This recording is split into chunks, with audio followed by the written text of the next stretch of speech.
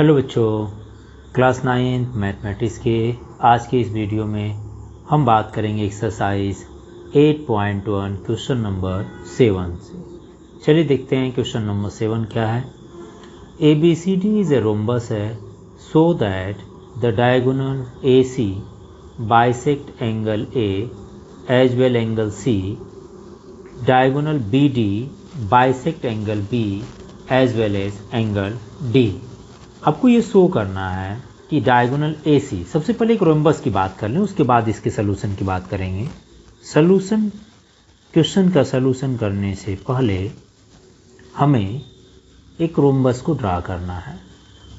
चलिए हमने एक रोम्बस ले लिए, ये रोम्बस बन गया जिसमें इसको आप ABCD से रिप्रेजेंट कर दीजिए।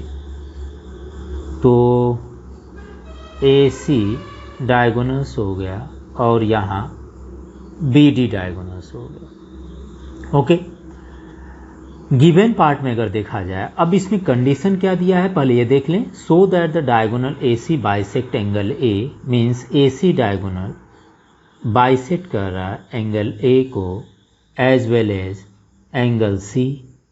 Similarly BD diagonals also bisect angle B and angle D।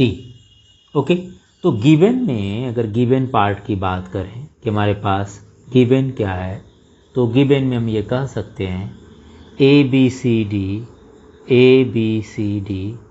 Is a rhombus. ये आपका गिवन है, ABCD इज ए रोम्बस है। सच है, रोम्बस की कंडीशन जानते हैं ना, दैट इज कह सकते हैं, या आप ये जानते हैं कि अगर ये रोम्बस है तो इसके सारे साइड आपस में इक्वल होंगे। AB, BC, CD और DA, ये सारे के सारे पार्ट आपस में इक्वल हो जाएंगे। ठीक है ना। नाउ नेक्स्ट, शो क्या करना है वो देख लेते हैं।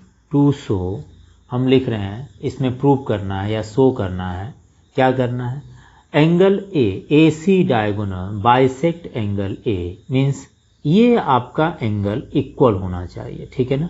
आप चाहो तो इसको इस तरह से लिख सकते हैं, इसको x मान लीजिए, इसको y, इसको XY हो गया, मान लीजिए W है, ये Z है। ठीक है ना। और सिमिलरली आप इसको भी आप सपोज कर लीजिएगा, इन एंगल का नाम आप मान लीजिए L, M, यहाँ आप ले लीजिए P एंड Q। आपको आसानी रहेगी समझने में। ठीक है ना। तो शो करना है, क्या शो करना है कि ये आपके जो डायगोनल AC है वो बाइसेक्ट कर रहा है angle A as well angle C को। सिमिलरली मतलब हमें ये शो करना है कि X is equal to Y है, W is equal to Z है, या अगर हम इसको P एंड Q सपोज कर लिए हैं तो जब BD डायगोनल है वो B और D को बाइसेक्ट करे उस समय P is equal to Q and L is equal to M। मैंने इसको इस तरह सपोज कर लिया ताकि आपको लिखने में भी आसानी हो, थोड़ा समझने में भी आसानी हो। बाइसेक्ट एंगल है, क्या X और Y आपस में इक्वल है, क्या W और Z आपस में इक्वल है, P एंड Q आपस में इक्वल है, सिमिलरली L एंड M आपस में इक्वल है। ठीक है ना। तो चलिए इसके प्रूफ को देखते हैं। प्रूफ में अगर हम इसके प्रूफ की बात करेंगे तो हम दो ट्रायंगल को कंसिडर करेंगे। ठीक है। सबसे पहले ये देखिए X एंड Y आपके जो एंगल है और W और Z एंगल है वह इस ट्रायंगल का पार्ट हो सकता है। कौन से ट्रायंगल का, ट्रायंगल ABC और ट्रायंगल ADC के पार्ट है। ठीक है ना। मैं यहाँ बात कर रहा हूँ ट्रायंगल ABC की बात कर रहा हूँ। ठीक है ना, ABC की बात कर रहा हूँ और मैं बात कर रहा हूँ साथ ही साथ ट्रायंगल ADC की बात कर रहा हूँ। इन दोनों पार्ट को लेकर चलेंगे, ट्रायंगल AD एंड C की बात करूँगा। ठीक है। तो आप कंसीडर करिए जरा, in triangle ABC and triangle ADC, इन दोनों ट्रायंगल को लेकर चल रहे। ABC एंड ADC में इन दोनों ट्रायंगल को अगर ध्यान से देखा जाए तो ये सारे साइड आपस में इक्वल है, बिकॉज इट इज रोम्बस है, that means all sides are equal है। तो ये जो ट्रायंगल होगा कौन सा, ABC और ADC में, मैं ये कह सकता हूँ AB side equal to AD side हो सकता है, BC side equal to CD side हो सकता है, और AC and AC common side हो जाएगी, है ना। AC यहाँ पर भी है, AC यहाँ पर भी है। आप ये भी कर सकते हैं सर ये आपस में इक्वल हो गया, ये भी आपस में इक्वल हो, तो चारों आपस में इक्वल है। तो हम चलिए ये लिख लेते हैं, लेट AB मतलब यहाँ पर होगा AB is equal to AD होगा। क्यों होगा भाई, साइड्स ऑफ रोम्बस है ना, साइड्स ऑफ रोम्बस है, साइड्स ऑफ रोम्बस आपस में इक्वल हो जाते हैं, ठीक है ना, या इक्वल साइड्स है। नेक्स्ट लेकर चलते हैं, इक्वल साइड। अगला आप ले लीजिए AC is equal to AC करना चाहें तो आप कर सकते हैं। AC is equal to AC क्यों होगा, क्योंकि ये दोनों कॉमन साइड हो जाएंगे, ठीक है ना। AC इज इक्वल टू क्या होगा, AC हो जाएंगे। आपने इन दोनों साइड को आपस में इक्वल कर दिए, AB is equal to AD लिख दिए। आप लिख लीजिए BC is equal to CD, ये वाली साइड इसके इक्वल कर दिए, ये साइड आप इसके इक्वल कर दीजिए, ये दोनों कॉमन हो जाएंगे, है ना। तो यहाँ लिख लीजिए BC is equal to CD, ये भी क्या होंगे, साइड्स ऑफ रोम्बस हैं जो कि आपस में इक्वल हुआ करते हैं, साइड्स ऑफ रोम्बस हो गए, ठीक है।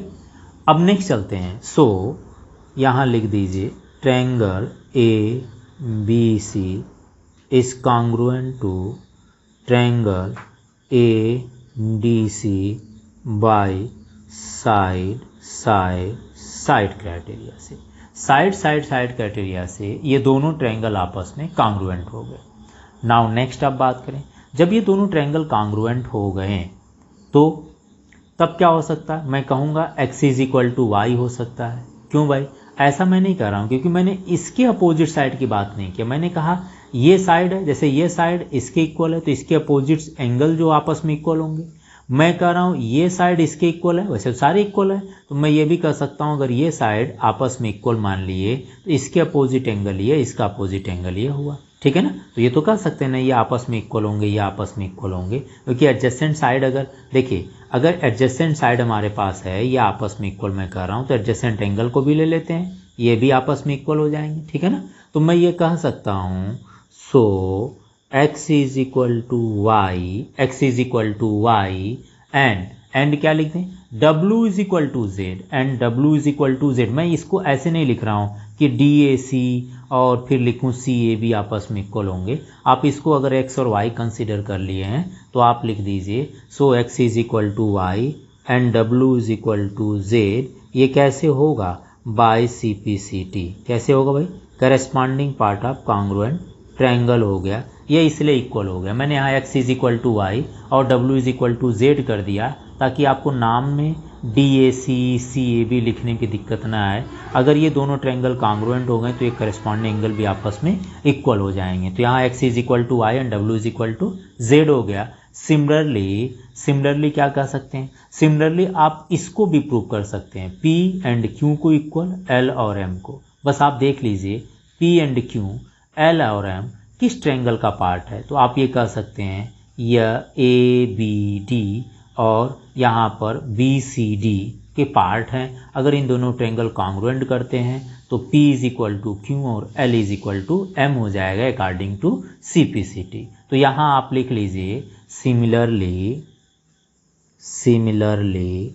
क्या लिखेंगे भाई, सिमिलरली कौन सा ट्रायंगल आप लेंगे, ट्रायंगल आप ले लीजिए BCD is congruent to ADB है, ठीक है ना। सिमिलरली में आप इतना लिखना चाहें लिख लीजिए ट्रायंगल BCD कॉन्ग्रुएंट टू किसके होंगे, ADC। सो मैंने यहाँ बता दिया ये साइड से होगा, ठीक है ना। So P is equal to Q and L is equal to M। क्यों, L है ना, L is equal to M। तो अगर ये दोनों ट्रायंगल कॉन्ग्रुएंट होंगे तो P और Q, L और M आपस में इक्वल हो जाएंगे। यहाँ L और M आपस में इक्वल होंगे, कैसे होंगे, ये भी आप CPCD से हो जाएंगे। इसको प्रूव करने की जरूरत नहीं है, डायरेक्टली इतना लिख दीजिएगा, ठीक है ना। हैंस आप ये कह सकते हैं, क्या लिखेंगे, हैंस AC आपको डायरेक्ट लिख सकते हैं AC, हैंस AC बाइसेक्ट, किसको बाइसेक्ट कर रहा है, हैंस AC बाइसेक्ट किसको, एंगल A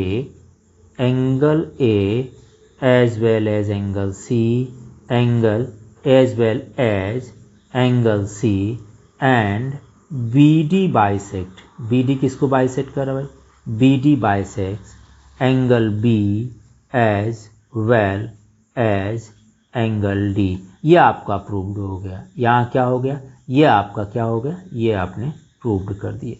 तो ये क्वेश्चन नंबर 7 था। आप क्वेश्चन को एक बार फिर से देख सकते हैं।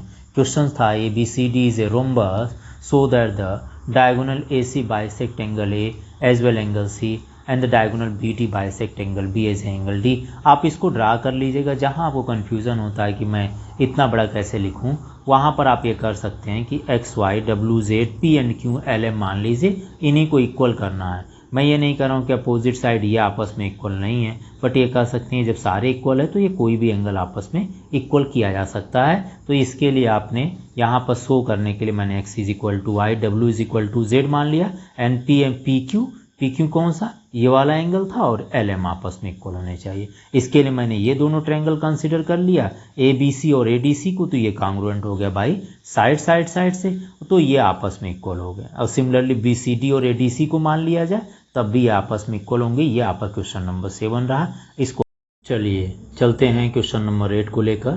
क्वेश्चन नंबर 8 क्या है, A B C D is a rectangle in which diagonal A C bisect angle A as well as angle C, then show that ABCD is a square and the second part is diagonal BD bisect angle B as well as angle D। तो सबसे पहले ABCD rectangle है।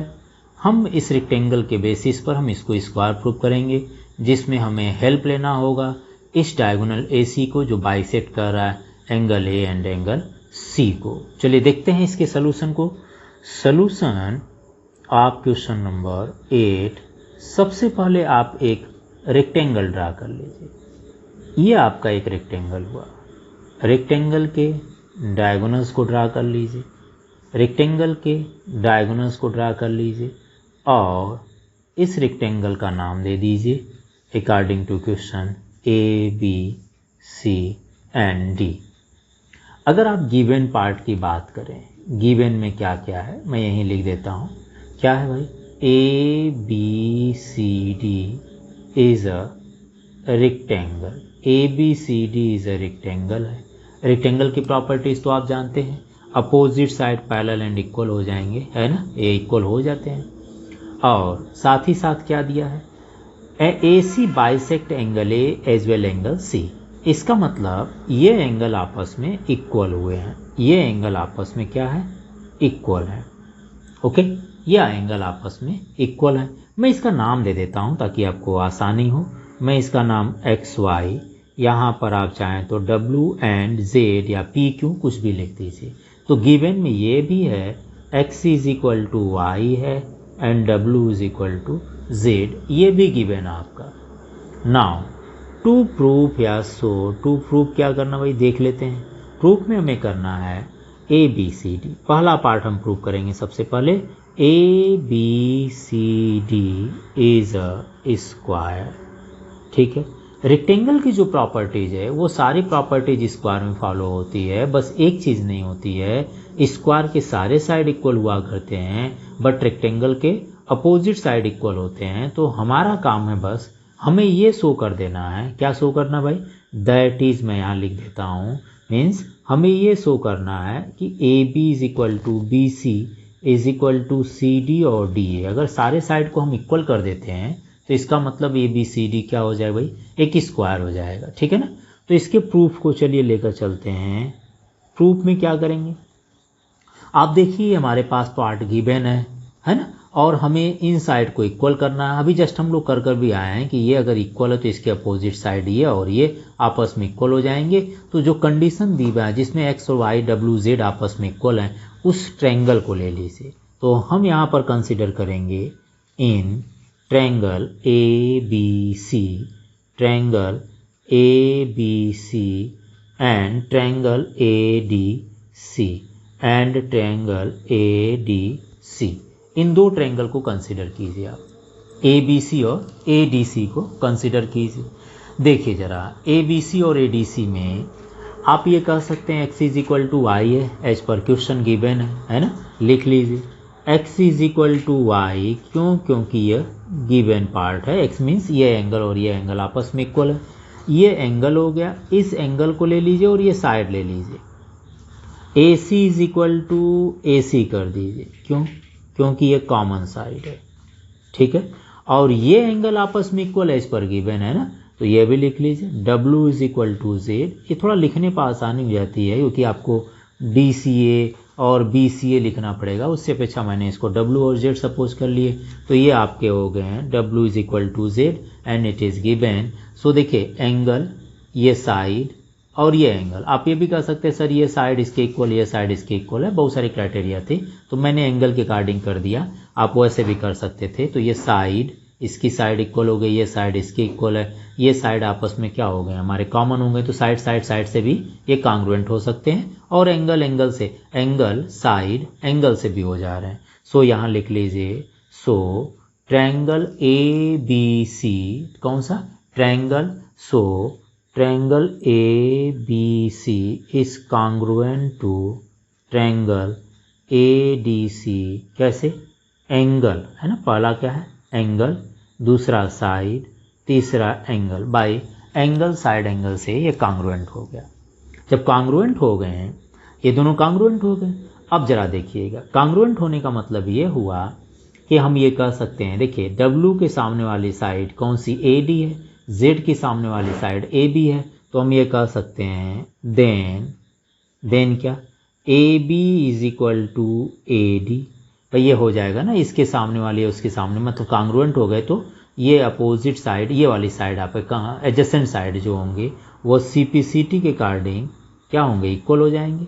और अगर ये X और Y आपस में इक्वल हैं तो मैं इसके सामने ये, इसके सामने वाली साइड BC मान लेता हूँ, ये दोनों भी आपस में इक्वल होंगे, BC is equal to CD हो जाएंगे, ये भी CPCT को फॉलो करेंगे अगर ये दोनों इक्वल हो गए, ठीक है ना। मैं कह रहा हूँ कि AB is equal to AD हो गया, BC is equal to CD होते हैं, लेकिन आपको ये पता है क्या, ये तो आपको आइडिया है ही कि हमारे पास, यहाँ लिख देता हूँ मैं, but AB is equal to opposite side of rectangle आपस में इक्वल होते हैं, AB is equal to CD होते हैं, और BC किसके इक्वल होगा, AD के होगा। क्यों? ये अपोजिट साइड किसके हैं, साइड्स ऑफ रेक्टेंगल लिख लीजिए, opposite side of rectangle, opposite side of rectangle आपस में इक्वल हुआ करते हैं, AB is equal to CD और BC is equal to AD हो गया। अभी हमने यहाँ पर बताया कि AB AD के इक्वल है, और फिर मैं बता रहा हूँ AB CD के इक्वल है ना, AB CD के इक्वल हो गया, और मैंने यहाँ भी बता दिया कि BC भी CD के इक्वल है। इसका मतलब AB इसके इक्वल है, ये इसके इक्वल है, AB इसके भी इक्वल है, इसका मतलब ये सारे आपस में इक्वल हो गए हैं। हैंस हम यहाँ लिख सकते हैं, hence AB is equal to BC is equal to CD is equal to DA। So ABCD is a square हो गया। यहाँ तक तो कोई कंफ्यूजन नहीं ना, क्योंकि देखिए ABCD के इक्वल है, और यहाँ CD किसके इक्वल है, BC के इक्वल है, AB जो है AD के भी इक्वल है, AB AD हो गया, AB CD हो गया, और CD BC हो गया, इसलिए सारे आपस में इक्वल हो जाएंगे, इसलिए ABCD इज स्क्वायर हो गया। नेक्स्ट की बात कर लेते हैं, क्वेश्चन नंबर 2 इसमें क्या पूछा है, इसमें सेकेंड पूछा है diagonal BD bisect angle B as well as angle D। अभी जस्ट हम लोग प्रूव भी किए थे, हम B और D को आपको बाइसेक्ट दिखाना है, मतलब ये एंगल आपस में इक्वल होने चाहिए। इसके लिए B और D जिसके पार्ट हैं, B और D किसके पार्ट है भाई, B एंगल, और ये आपस में अगर बाइसेक्ट दिखाना है, इन दोनों को बाइसेक्ट दिखाना है, तो आपको यह ट्रायंगल लेकर चलना पड़ेगा, ABD और BCD ट्रायंगल को लेकर चलना पड़ेगा। चलिए हम लेकर चलते हैं। हम चाहते हैं कि इसका नाम दे दें ताकि हमें लिखने में आसानी हो। मैं इसका नाम PQ कर देता हूँ, इसका नाम आप चाहे तो LM कर दीजिए, RS कर दीजिए, ताकि लिखने में थोड़ा सा आपको प्रॉब्लम ना आए। तो हमें नेक्स्ट जो शो करना है उसको लिख लेते हैं सेकेंड पार्ट में शो करने के लिए, ठीक है। सेकेंड पार्ट में टू शो लिखा जाए तो हम लिखेंगे कौन सा, to show P is equal to Q and L is equal to M। तो यहाँ लिख देते हैं P is equal to Q and L is equal to M, ये आपको शो करना है। अब इसके प्रूफ को लेकर चलिए। प्रूफ में ट्रायंगल कंसिडर कर लीजिए। कौन से ट्रायंगल कंसिडर करेंगे, ट्रायंगल आप जो कंसिडर करेंगे जिसमें P और Q आ रहा है, इसलिए BCD और ABD ट्रायंगल को कंसिडर कीजिए। तो तो लेकर चलते हैं in triangle ABC ABD and BCD and triangle BCD। देख लीजिएगा, मैं बात कर रहा हूँ ट्रायंगल ABD और BCD ट्रायंगल की बात कर रहा हूँ, ठीक है ना, BCD ट्रायंगल की बात कर रहा हूँ। इन दोनों ट्रायंगल में आप देख लीजिए तो आप ये कर सकते हैं, सबसे पहले तो ये एक स्क्वायर हो गया, ऑलरेडी आपने प्रूव कर दिए, तो आप ये कर लीजिए, क्या मैं कहूँगा ये साइड इसके इक्वल कर दीजिए, ये साइड इसके इक्वल कर दीजिए, ये कॉमन साइड हो गया, ये आपस में इक्वल हो गया, मतलब कॉन्ग्रुएंट हो गए। कॉन्ग्रुएंट होने पर ये साइड आपस में इक्वल है तो इसलिए ये अपोजिट एंगल इक्वल हो गए। ये साइड इसके इक्वल कर दीजिए तो ये अपोजिट एंगल इक्वल हो गए। अभी तो पहले आपने ABCD को स्क्वायर प्रूव कर दिए, तो स्क्वायर बेसिस पर ही इसको कॉन्ग्रुएंट कीजिएगा, इसको रेक्टेंगल मानकर कॉन्ग्रुएंट न करिए। क्वेश्चन जो दिया है आपका सेकेंड पार्ट वो स्क्वायर बेस प्रूव करने के बाद ही आपको सॉल्व करना है, ठीक है ना। तो सबसे पहले आप इनको ले लीजिए, क्या CD is equal to AD, AB is equal to BC and BD is equal to common, so both triangle are congruent. तो लिख लेते हैं, क्या लिखेंगे, इन ट्रायंगल ABD और BCD में हम बात करेंगे कौन से साइड को लेकर, हम बात करेंगे AB is equal to BC। क्यों भाई, क्योंकि साइड्स ऑफ स्क्वायर हो गया ना, या तो साइड ऑफ स्क्वायर है जो कि आपस में इक्वल होते हैं, और आप ट्रायंगल ले लिए, सो ये हमारे पास हो गए, ये दो ट्रायंगल हो गए ना, AB is equal to BC हो गया। नेक्स्ट आप लेना चाहें तो लिख लीजिए CD is equal to AD को कर दीजिए, ये भी साइड्स ऑफ स्क्वायर होंगे। आप देख लीजिएगा फिगर को, मैं यहाँ पर लिख रहा हूँ, साइड्स ऑफ स्क्वायर है, और साथ ही साथ इसमें हो जाएंगे BD is equal to BD होंगे जो कि कॉमन साइड होगा, और इस बेसिस पर ये दोनों ट्रायंगल, कौन सा ट्रायंगल हो जाएगा, triangle ABD is congruent to triangle BCD by side criteria से। ये जब दोनों ट्रायंगल कॉन्ग्रुएंट हो गए तो आप ये लिख लीजिएगा। अब जब देखिए मैंने क्या कहा, मैंने कहा कि AB इज इक्वल टू आपने BC प्रूव कर दिए है ना, मतलब ये मान कर चले, और CD is equal to AD हो गया, ये BD आपका कॉमन हो गया, तो ये दोनों ट्रायंगल कौन सा, ये ट्रायंगल सॉरी हमारा उल्टा हो गया ना, हमारे पास जो ट्रायंगल, हाँ नहीं ठीक है, ये हमने ट्रायंगल कौन सा लिए थे, ABD और BCD लिए थे, ठीक है, ये साइड इसके इक्वल हो गया, ये साइड इसके इक्वल हो गया, और ये आपस में इक्वल, ठीक है, चलिए हो गया। अब आपके पास बचा क्या, अब आप लिख सकते हैं hence P is equal to Q, आप लिख लीजिए कौन सा angle, P is equal to Q हो जाएगा, L is equal to M हो जाएंगे। मैंने इसको शॉर्टकट लिखने के चक्कर में PQ मान लिया और LM मान लिया, ये हो जाएंगे बाई CPCT। CPCT के अकॉर्डिंग ये दोनों आपस में इक्वल हो जाएंगे, तो आप यहाँ लिख सकते हैं hence BD bisect angle B as well angle D, है ना। तो हैंस प्रूव्ड लिख दीजिए, आपको दोबारा लिखने की ज़रूरत नहीं है, हैंस प्रूव्ड आप लिख सकते हैं क्योंकि ये हमने प्रूव कर दिए। P एंड Q आपस में इक्वल हो गया, L और M आपस में इक्वल हो गया। क्वेश्चन को एक बार सरसरी निगाह से फिर से एक बार आप देख लीजिए, ये आप क्वेश्चन नंबर 8 रहा था। क्वेश्चन को आप कंप्लीटली यहाँ से देख सकते हैं, ABCD is a rectangle, first part आपने प्रूव किए, सेकेंड पार्ट प्रूव किए। प्रूव करने की कंडीशन मैंने एंगल को XYWZ मान लिया ताकि ये क्वेश्चंस को और समझने में आसानी हो। तो ये क्वेश्चंस कंप्लीट है, कंप्लीट क्वेश्चंस को आप देख रहे हैं। चलिए अब चलते हैं क्वेश्चन नंबर 9 की तरफ।